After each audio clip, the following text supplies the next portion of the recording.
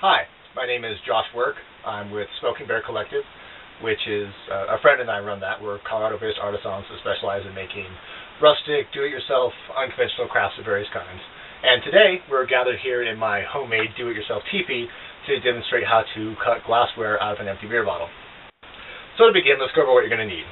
First of all, safety glasses. Safety first. That goes without saying. Next, you're going to need a large pot filled with ice water. This is your ice bath. What I have here is a glass scorer. This is optional, which I'll go over in a moment. Obviously, an empty beer bottle. Being here in Colorado, I'm going to use a local Colorado craft beer, so today we're using an empty bottle of New Belgium Spring Blonde Ale. Lit candle, matches obviously, acetone, and yarn. So first things first, if you're going to use the glass scorer, which I say this is optional because you don't need it to cut the glass per se, but I have found that it makes a cleaner break and a more consistent break. So to start with, you're going to take this, if you're going to use this, and you're going to want to etch into the glass. So it takes a fair amount of pressure to do, so don't be afraid to put force on it. So you're going to etch all the way around where you want the break to be. And if you can tell at this point, I have etched a ring all the way around the outside of the bottle where I want the break to be. And so the next step, which if you don't want to use the glass score, you can just skip right ahead to this step, is to take a piece of yarn. You're going to want it so it'll wrap around the bottle just about twice. So I've got maybe 14 inches or so, maybe 16 inches of yarn there.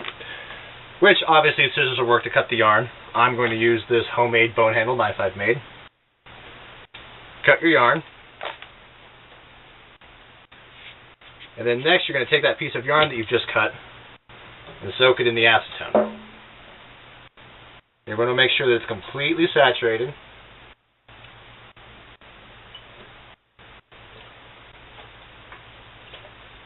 And you take that piece of acetone, you're going to wrap it around the bottle where you want the cut to be. And the object here is to make your wrap as tight as possible. If it's real loose, the bottle may not break. It may break inconsistently. And so the object is just to get it as tight as possible.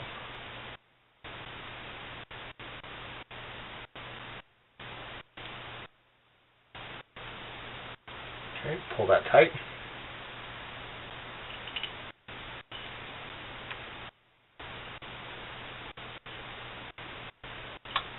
So this is what the bottle should look like at this point. It's got the yarn wrapped all the way around it, over where I want that cut to be. And so next, we're going to take it, we're going to hold it over the candle, and you want it to burn for at least 30 seconds and rotate the entire time you're doing it. So I prefer to let it go just a little bit longer if I can.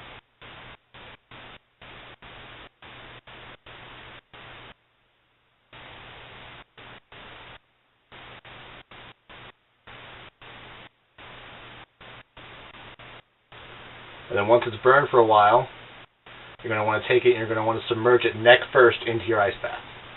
You're going to want it deep enough so it'll take just about the whole bottle. And then just like that, your glass is broken. So at this point you'll take your sandpaper, which if you look on the glass here, you can tell that it didn't break completely evenly. There's a little jagged point here. You can sand that down if you want it to be completely smooth. I personally like it to look a little bit rustic and jagged like that. But you're going to want to take your sandpaper and sand down all the edges real good. Because you don't want to cut yourself every time you're drinking from it. So this is just to make it safe. And so once this is all sanded down and smooth, yep, not going to cut you, then you can take that inside, or assuming you're not making this in a teepee like I am and you're already in your kitchen, wash this out. You can take the label off, which I left it on today just to demonstrate what the beer is, but wash it out and you're good to drink from it.